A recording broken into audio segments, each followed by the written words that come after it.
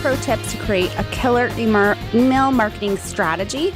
And it's from Mira Corthand, who writes the website Simplifying Digital Marketing and Blogging. So it's a killer email strategy. Yes, email marketing strategy, yes. Okay, you do understand I need bullet points. Do you have bullet points here? I certainly do. Okay. She had them set up for us, so we're good.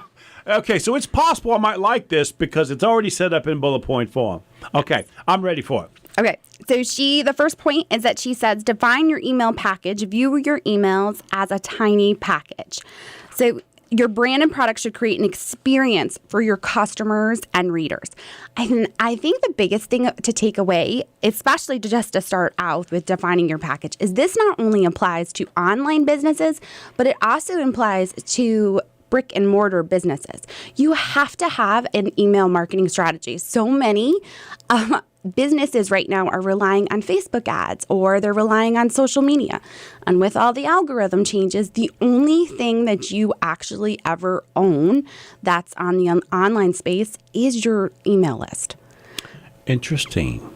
So the concept is to make sure they are giving you their email in some way or somehow. Yes, whether you have a product that you are selling or you have people coming in to buy coffee, or if you have a website where you're just creating recipes and people are coming over to get those recipes, you have to have an email list in order to create that relationship with your audience. Okay, good. That's number one. Number two. Yes. Number two, she says, determine the scope of the email package, frequency of delivery, exact type of packaging used. So in other words, she's talking about how often are you going to email your list. When people give you their email address, they're giving you access into their inbox. And with the way that things get flooded now, you have to make sure that they understand how often you're going to be emailing them. I belong to a local gym, Burn Boot Camp, which is all around this area, and they're very clear on how often they're going to be emailing me with different things that they have going on, whether it's a promotion for the month or if it's a challenge that they're trying to get you to get back into the gym. So defining how often you're going to be emailing your list is huge piece of this. That, I never thought about that because we've got a database probably, I don't know, maybe 10, 11,000 now of people that are looking for businesses, right? Or own small businesses and looking for something else.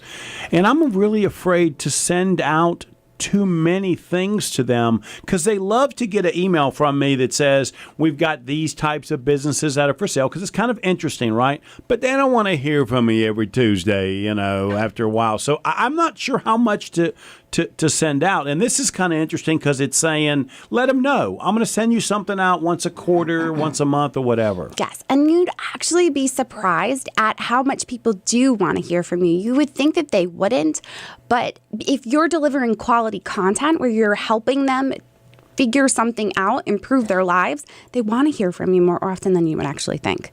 Okay. That's a good tip. Yes. Number three. So decide on your opt-in strategy. So in other words, how are you going to get them onto your list? Are you going to offer them a coupon code? Are you going to offer them something to download that is a mini cookbook? Or is it going to be something where they can use a checklist? Whatever it might be, you have to have a strategy in place that's in line with your content. That's the biggest thing that I see people missing out on, whether it's brick and mortar or if it is an online business. They create these freebies that they offer their audience, and they're not in line with the content that they're actually creating. So even if you've got an email, it's not for the kind of person you're interested in anyways. Exactly. And you just end up paying for that person to be on your list. Whoa. What you said was exactly. You're going to be great co-host. I can tell already. Okay. So it's like in my case, everybody in my database has inquired about a business of mine over the years. So I know they are people looking for businesses and that sort of stuff. Yes. So but if it was somebody that filled out a form to get a free car, I don't care if I've got 200,000 in the database. It's not going to help me. Yes. And if you can define what they're there for, what types of businesses. So you've told me you've sold restaurants. So Right. Are they looking specifically for restaurants or are they looking for a coffee shop? And if you can distinguish that within your list, you can then make it that much more targeted and make sure you're sending them what they want. Got it. Okay, good. Okay, number 4 says choose your email list promotion and growth channels. So in other words, how are you going to grow this list? And I know this might make you a little uncomfortable because we're going to talk about social media. Oh, boy. But you have to decide what's going to work best for you. One of the things that we actually talked about before we even came on, because I asked you, are we going on Facebook Live? Facebook Live right now is huge for any business, whether you are brick and mortar or you are a gym or you are online, because Facebook Live gives you the opportunity to reach so many people. Plus, they get to know you that much quicker because they learn your mannerisms. They learn the way that you talk. They learn the way that you teach. They might not like that when they figure that out. That's okay, though. There are those you want to attract and Right. there are those that you want to repel. And that's So walk fine. me through this, because I've been on Facebook for years. I don't do it. My factotum, Julie does that, right? Or the radio station does that for Right. me. But I spoke at the high school in Statesville, and Julie just... first of all, let me make this clear. I still might fire her over this, okay? But she just put her phone up and went Facebook Live with it, right? And Yes. it was just a talking to these high school kids about there are other ways that you can be very successful and make $1 million, and it's service related businesses. You don't have to go to college to do that.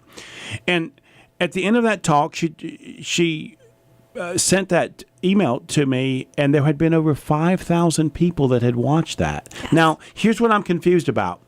How come when she puts a Facebook post out, right, maybe 200 people look at it, but when she went Facebook Live, 5,000 people looked at it? Why is that? What's the difference? Facebook wants you using live broadcasting. They just want you to use it. So right now, it's not as saturated as your Facebook post, as your, saying you're sharing pictures of your new baby or your wedding or whatever it might be. So because of that, they're pushing it out to more people. And especially as a business, if you can get on live broadcasting, get past the fear of it, and get out there and share yourself with them, Facebook pushes it out to more people. You'll see your reach increase. And you're going to be able to engage with your audience in a way that you normally never could have done. So Brian and Chris have been trying to make this show Facebook Live, and I keep telling them no, so I've been wrong about that. You absolutely have been. Ah, come on. That was not necessary to ring that bell. Told you so. And she did say exactly during that time also. Okay, gotcha. What else you got? All right, number 5, determine how you will nurture subscribers. So once they come on your list, you don't want to just let them sit there, because now you're paying probably to have your list and you're paying for them just to sit there. So you want to engage with them. You want to set it up so maybe they get a 4-day welcome series where you're going to be introducing them to your business and what it is that you can do for them. Because just because they saw you on a Facebook Live or they saw a post on Instagram and decided to sign up doesn't mean that they know every single thing that you do. So you have to give them an opportunity to know that by engaging with them with your list.